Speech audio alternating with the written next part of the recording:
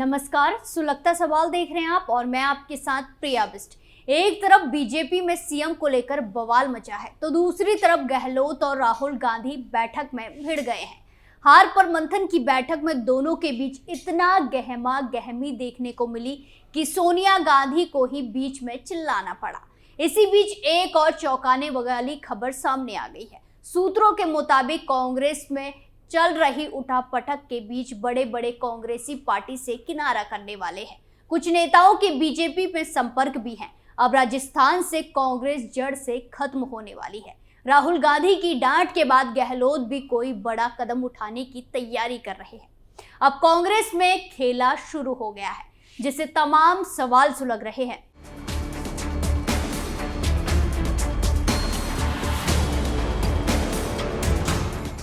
समीक्षा बैठक में क्यों भिड़े राहुल गहलोत? क्या बड़े बड़े कांग्रेसी नेता बीजेपी में होंगे शामिल? क्या आलाकमान की वजह से बर्बाद हुई कांग्रेस? क्या कांग्रेस की हार के जिम्मेदार हैं गहलोत? इन सवालों से कांग्रेस का सियासी पारा हाई हो गया है। अब पार्टी में धमाका होने वाला है।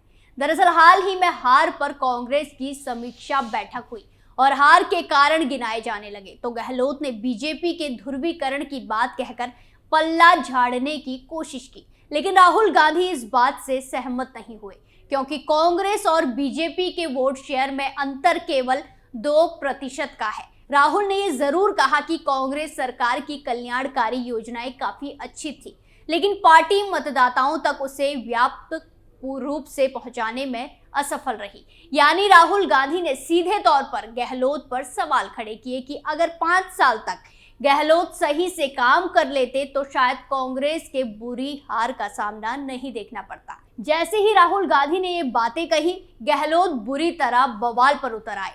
इतना चिढ़ गए कि आलाकमान के सामने कैसे पेश आना है वो लिहाजा ही भूल गए। खैर, इसके बाद राहुल गांधी ने गहलोत की मनमानी पर भी सवाल उठा दिए।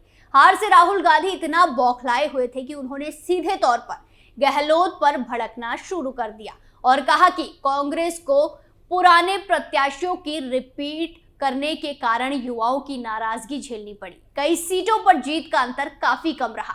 इससे ऐसा लगता है कि अगर नए प्रत्याशी चुनावी मैदान में होते तो राजस्थान में कांग्रेस की सरकार बन सकती थी। ऐसे में सवाल उठता है कि क्या राहुल गांधी राजस्थान के पूर्व मुख्यमंत्री अशोक गहलोत से नाराज हैं? अब राजस्थान में आमूलचूल बदलाव हो सकते हैं और गहलोत के पर कतरे जा सकते हैं। क्या आज के दिन गहलोत का सियासी कद पार्टी के प्रदेश अध्यक्ष गोविंद सिंह डोटासरा और पूर्व उप मुख्यमंत्री सचिन पायलट से कम हो गया है? इसे समझने के लिए टिकट बंटवारे के दौर में लौटना होगा। गहलोत उन नेताओं को भी टिकट दिलाना चाहते थे जिन्होंने कांग्रेस विधायक दल की बैठक का बहिष्कार किया था। जिन पर भ्रष्टाचार के आरोप लगे उन्हें भी चुनाव लड़ाना चाहते थे। आखिर में ऐसा लगा कि राजस्थान कांग्रेस में वही होगा जो अशोक गहलोत चाहेंगे। गहलोत शायद पायलट गुट के लिए स्पेस नहीं छोड़ना चाहते थे। दूसरी तरफ कर्नाटक की तरफ राजस्थान में कांग्रेस आलाकमान ने चुनाव रणनीतिकार सुनील कानूगोलू पर भरोसा किया था, लेकिन गहलोत ने स्पष्ट संदेश दे दिया कि वो राजस्थान को उनसे बेहतर जानते हैं। कानूगोलू पर राहुल गांधी को भरोसा था। ऐसे में वो किसी भी ऐसे नेता को टिकट नहीं देना चाहते थे जिससे जीत की संभावना कम हो। चुनावी रणनीतिकार ने पूरी लिस्ट बना रखी थी, लेकिन अशोक गहलोत अपनी लिस्ट पर अड़े रहे। गहलोत अपने सभी मंत्रियों को टिकट देना चाहते थे, लेकिन कांग्रेस नेतृत्व इसके खिलाफ था क्योंकि कानूगोलू का फीडबैक ठीक नहीं मिल रहा था। केंद्रीय चुनाव समिति की बैठक में हर सीट पर 3 नामों की चर्चा होनी थी, लेकिन कुछ सीटों पर केवल एक नाम सुझाए गए थे। मतलब गहलोत की टीम हर हाल में अपनी चलाना चाहती थी। टिकट बांटने के दौरान कई कांग्रेसी नेता बागी हो गए, उन्हें ठीक से मनाया नहीं गया और कुल 23 सीटों पर ऐसी स्थिति बनी जहां उन्होंने निर्दलीय चुनाव लड़ा। इसका असर ये हुआ कि कांग्रेस के वोट उनके पास चले गए और मामूली वोटों के अंतर से कांग्रेस उम्मीदवार हार गए। अब बैठक में राहुल गांधी ने यह भी कहा कि राजस्थान में अफसरशाही और बाबूगिरी हावी रही। इन सब के लिए गहलोत जिम्मेदार हैं क्योंकि गहलोत ने इन्हें छूट दी, जिसकी वजह से कर्मचारियों की ओर से योजनाओं को ठीक से लागू नहीं किया गया। एक तरीके से राहुल गांधी ने गहलोत के करीबी नेताओं के भ्रष्टाचार पर भी तंज कसा। समीक्षा बैठक में हार की एक बड़ी वजह संगठन की कमजोरी भी मानी गई। कहा गया कि कई विधानसभा सीटें ऐसी रही जहां कांग्रेस कई बार से हार रही है। वहां कांग्रेस संगठन ठीक से काम नहीं कर सका। पार्टी के पदाधिकारी ने भी ज्यादा मेहनत नहीं की, जिसे इस बार फिर हार मिली। कहा जा रहा है कि कांग्रेस के कई वरिष्ठ नेता ओवर कॉन्फिडेंस में थे। ऐसे में वो पार्टी कार्यकर्ताओं को तवज्जो नहीं दे रहे थे। इसका भी खामियाजा चुनाव में भुगतना पड़ा। कुल मिलाकर राहुल गांधी ने इस बार के लिए गहलोत को जिम्मेदार ठहराया है। अशोक गहलोत को पावर देकर आलाकमान अब पछता रहा है। राहुल गांधी को इस बात का भी दुख हो रहा है कि उन्होंने पायलट को दरकिनार किया। पायलट की अनदेखी की वजह से ही पार्टी को मुंह की खानी पड़ी है। वहीं अब गहलोत डैमेज कंट्रोल में जुट गए हैं। 3 दिसंबर को जब चुनाव नतीजे आने के बाद गहलोत मीडिया के सामने आए थे, सवाल किया गया कि क्या आप इस नतीजे को कांग्रेस की इंडिया अलायंस के लिए चल रही कवायद के लिए भी झटका मान रहे हैं। गहलोत ने कह दिया कि इन बातों का फर्क तो पड़ता ही है। मतलब वो मानकर चल रहे हैं कि कांग्रेस की विधानसभा हार के बाद लोकसभा चुनाव में मुसीबत बढ़ जाएगी। गहलोत की ये बात शायद आलाकमान को भी अच्छी नहीं लगी। आगे गहलोत ने हार का ठिकरा अपने स्टाइल में पूरे कांग्रेस नेतृत्व पर फोड़ने की कोशिश की।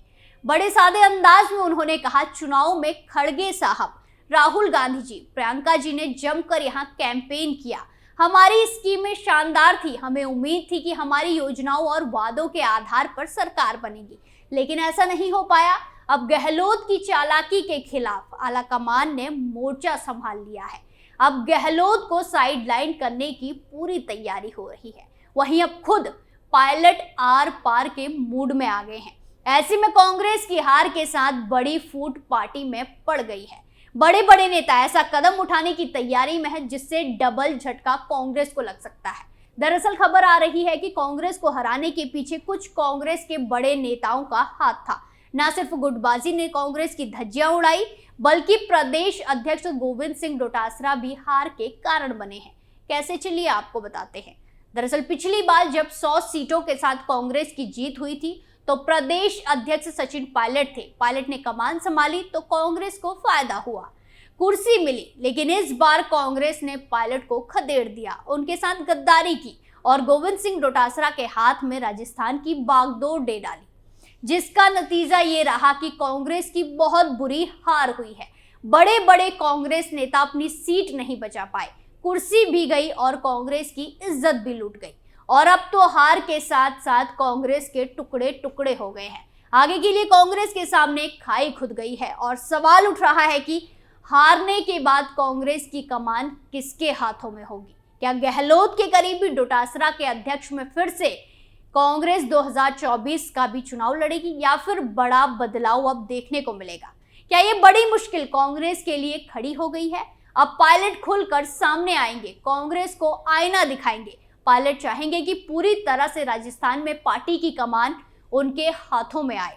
उसके लिए अब खुलकर सामने आएंगे, धमकी भी देंगे और गहलोत के खिलाफ आवाज भी बुलंद करेंगे। क्यों? क्योंकि गहलोत की चालाकी से इस वक्त आलाकमान काफी ज्यादा नाराज चल रहा है, क्योंकि सारे दांव ले डूबे। तो ऐसे में उन्हें अब आलाकमान दिल्ली भी नहीं बुलाएगा और राजस्थान भी उनके हाथों में नहीं देगा। वैसे तो गहलोत इतनी आसानी से राजस्थान नहीं छोड़ने वाले हैं। अब वो जुगाड़ करेंगे कि उनकी जगह राजस्थान में किसी तरह बेटे वैभव गहलोत को सेट किया जाए, उन्हें कमान दी जाए। ऐसे में अगर गहलोत की चाल में फिर से आलाकमान फंसा तो अब पायलट राहुल गांधी की ऐसी धज्जियां उड़ाएंगे कि राहुल गांधी कहीं मुंह दिखाने लायक नहीं बचेंगे। सूत्रों के मुताबिक कहा यह भी जा रहा है कि अब अगर 2024 के लिए कमान पायलट के हाथों में नहीं दी गई तो वो अलग मोर्चा बनाने की तैयारी में है। तो ऐसे में सचिन पायलट की पूरी कोशिश होगी कि प्रदेश अध्यक्ष की कमान उन्हें मिले। नहीं मिली तो संग्राम छिड़ेगा। अब पायलट खुद को साइडलाइन बिल्कुल बर्दाश्त नहीं करेंगे।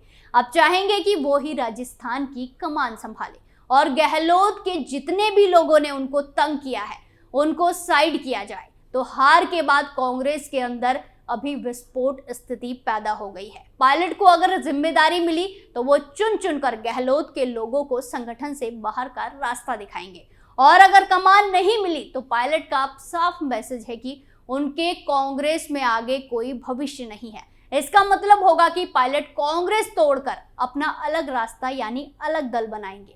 सुलगता सवाल में आज के लिए इतना ही। नए मुद्दे के साथ फिर पेश होंगे, तब तक के लिए देखते रहिए कैपिटल टीवी। नमस्कार।